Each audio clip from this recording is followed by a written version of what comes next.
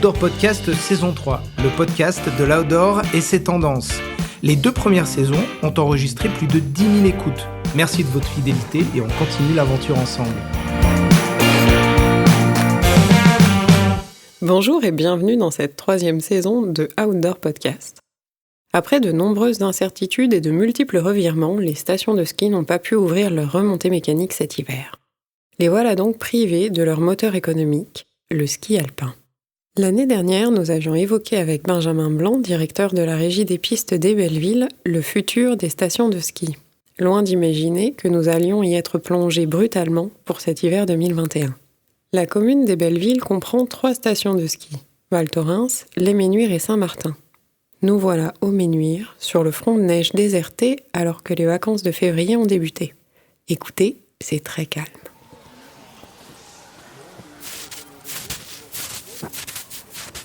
Nous allons voir avec Benjamin comment vivent les stations de ski sans leur moteur économique qu'est le ski alpin. Du coup, on se prend un petit café rapidement ? Allez.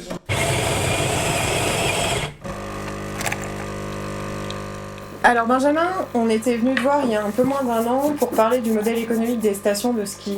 Et aujourd'hui, avec le Covid et la non-ouverture des remontées mécaniques, on s'est rendu compte que le ski alpin, c'est quand même ce qui fait vivre les stations de montagne. On a du coup plusieurs questions sur le sujet à te poser. La première étant, est-ce que la fermeture des stations aurait pu ou aurait dû être anticipée ? Avec des si, on met pas rien en bouteille, mais effectivement, je pense qu'on aurait pu, de manière collective, peut-être s'organiser un peu plus. Avec le recul, c'est assez démago quand même de le dire. Mais je pense qu'on aurait pu peut-être être meilleur là-dessus, y compris la vallée des Bellevilles. Et du coup, comment ça se passe finalement cet hiver pour toi aux Belleville ? J'ai envie de dire, je vais comparer ça à un Tour de France en fait. Par étapes. On est passé par des étapes différentes, des étapes de montagne très dures, des étapes un peu plus faciles de plaine, des contre-la-montre. Ça se résume un peu à un Tour de France. Les étapes on les a franchies les unes après les autres, sans savoir quel était le tracé de l'étape suivante. Et je pense que c'est ça qui a été le plus, en tout cas pour moi, le plus difficile. C'est-à-dire d'être toujours dans l'attente des décisions gouvernementales. C'était assez épuisant. Et donc, on était toujours dans l'attente, toujours dans l'anticipation, jusqu'à, en tout cas pour ma part également, et pour le comité directeur de la régie des pistes, jusqu'à un moment où on a dit, bon, là, stop. On sait faire, en fait. On sait travailler dans l'urgence. On saura, si on nous dit 1 semaine avant ou 2 semaines avant l'ouverture de nos domaines skiables, on saura faire. On va plutôt se concentrer sur l'après. On s'est consacré plutôt à des travails de fond en matière de ressources humaines, par exemple, c'est-à-dire en travaillant sur des plans de formation avec nos salariés, des choses qu'on a toujours pensées mais qu'on n'a jamais eu le temps de mettre en place. On a travaillé sur des documents administratifs, sur des procédures, sur des restructurations de notre boîte. On a pris le temps de travailler sur l'avenir. Voilà. Dès que les sociétés de remontée mécanique ou que les régies des pistes, peu importe comment on est organisé, commencent à réfléchir sur des activités outdoor, en dehors de l'activité remontée mécanique, on est de suite jugé ou de suite il faut se justifier que non. On n'est pas là pour enlever la remontée mécanique demain matin. C'est pas du tout la réflexion. Et on sait que, et je vais même dire un chiffre, que dans les 10 ou 15 prochaines années, le ski et les remontées mécaniques seront toujours le moteur économique. Et justement, c'est pour ça qu'il faut réfléchir maintenant. C'est pas en temps de paix qu'on prépare la guerre, bien que là, on soit un petit peu dans la tempête, mais c'est maintenant qu'il faut qu'on prépare les 15 prochaines... après 15 ans. Et aujourd'hui, du coup, en termes de fréquentation, vous êtes comment là, à mi-hiver, en ayant ouvert finalement les remontées ni à Noël ni en février ? Il faut se remettre dans le contexte. Dans le contexte, c'est que la vallée des Bellevilles, c'est une fabuleuse vallée bénie des dieux pour le ski alpin. Tout est fait pour le ski alpin, que ce soit l'hébergement, que ce soit les cheminements à l'intérieur des stations, les domaines skiables, etc., etc. Donc je pense que sans mettre des stations dans des catégories, Aujourd'hui, il est beaucoup plus difficile pour une station comme Val Thorens, par exemple, de proposer des activités et se diversifier pendant que les remontées mécaniques sont fermées, qu'une station village où il y a plus d'atouts. Et donc, force de ce constat, on a la fréquentation que l'on mérite, entre guillemets. D'un côté, on a des fabuleux outils de travail quand les remontées mécaniques sont ouvertes. Et on a 60 000 lits touristiques et Val Thorens, on les remplit à 80% sur une saison, ce qui fait rêver toutes les stations villages. Mais en l'inverse, aujourd'hui, on a les défauts de nos qualités et les qualités de nos défauts. Est-ce que tu peux nous faire un point aussi du coup sur le ski au global ? Tu disais finalement les stations village s'en sortent plutôt mieux que les stations 100% ski. Oui, après, alors ça sur la fréquentation, je pense que je me trompe pas en disant ça. Et ensuite, il y a toute la partie enchantement de notre clientèle qui se fait en plus par les activités que l'on propose. C'est-à-dire qu'on peut facilement enchanter un client en proposant des activités annexes et un peu novatrices. Qu'en leur proposant simplement du ski alpin comme on pouvait le faire. Donc du coup, il faut transformer ça en positif et transformer ça en opportunité de fidéliser notre clientèle. Le ski de rando, on a bien vu plusieurs choses. La pratique du ski de rando depuis quelques années, elle explose. C'est des fréquentations à 2 chiffres sans aucun problème. On a vu plusieurs personnes qui pratiquent le ski de rando. Ceux qui veulent faire du sport. On a des gens qui sont plutôt dans l'esprit du ski de rando, de faire une balade en montagne et de prendre du plaisir à la descente. On a ceux qui sont sous contrainte. Il y avait que ça à faire, donc du coup on l'a fait. Puis comme ça me permettra de glisser. Et puis il y a ceux qui sont venus à cette pratique par contrainte aussi, mais qui ont adoré et qui vont essayer de continuer. Donc on pourra inclure, à mon avis, un coup de ski de rando dans une journée de ski avec le matériel qui va pouvoir le permettre. Voilà, moi en tout cas c'est sur ça que je vais me baser et essayer des choses l'année prochaine.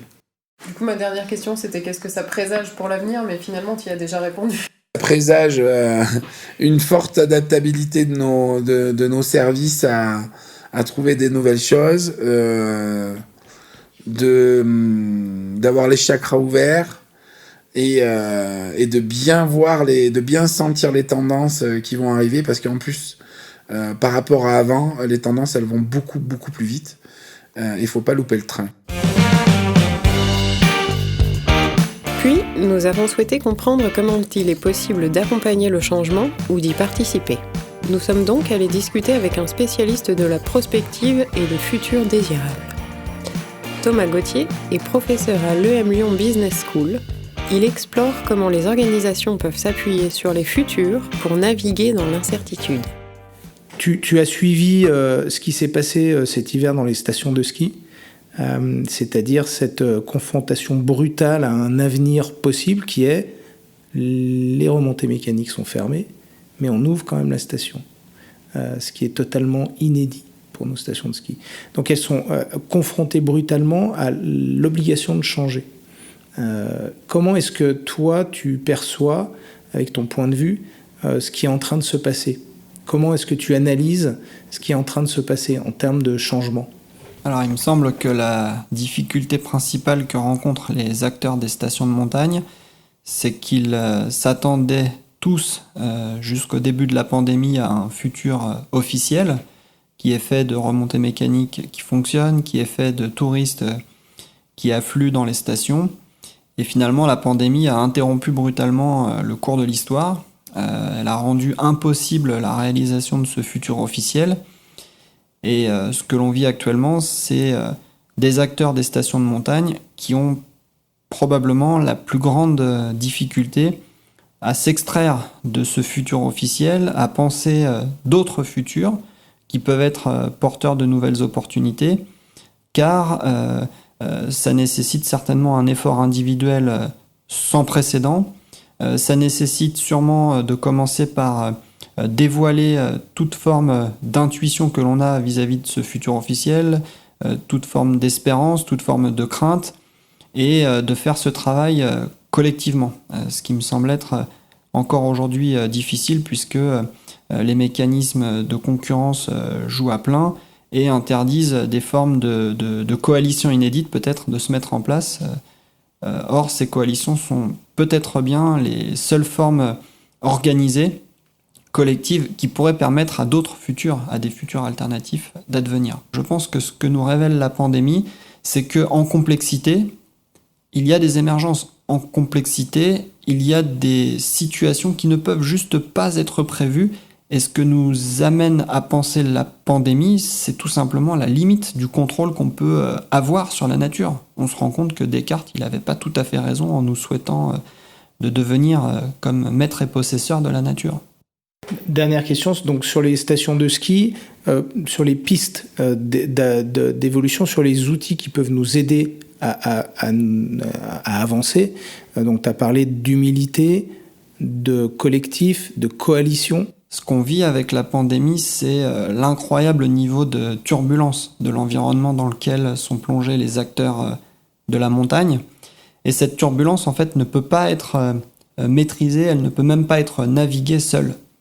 L'action individuelle d'une seule organisation, d'un seul agent économique, n'est juste pas envisageable. Il n'y a d'avenir possible qu'à travers des coalitions, qu'à travers des systèmes de création de valeur. Les acteurs de la montagne doivent se penser comme des agents qui agissent ensemble pour produire de la valeur à plusieurs, plutôt que se penser dans une relation simplifiée, linéaire, où on est concurrent d'un autre acteur et on ne voit pas forcément ces autres acteurs comme des partenaires. Alors, imaginez construire un système de création de valeur, c'est se dire qu'à plusieurs, on peut maîtriser les quelques points d'acupuncture sur lesquels il faut appuyer simultanément pour stabiliser un tout petit peu son environnement et pouvoir inscrire dans cet environnement stabilisé une action collective qui devrait permettre à un futur désirable pour cette coalition d'advenir. Donc l'action collective, c'est selon moi le seul moyen d'agir en turbulence pour regagner une capacité à imprimer sur le futur sa marque et à aller vers un futur désirable. Il n'y a juste point d'avenir pour un acteur qui va vouloir la jouer solo. Collaboration et flexibilité permettront peut-être aux stations de sauver le ski alpin, moteur de leur économie. Une chose est sûre, il faudra réfléchir et travailler collectivement. Une approche que le Lama Project, laboratoire d'idées pour une montagne d'avenir, appelle de ses vœux. C'est aujourd'hui qu'il faut faire surgir d'autres futurs, d'autres alternatives. La montagne est riche de futurs différents. Outdoor Podcast est une production du Studio Murmure.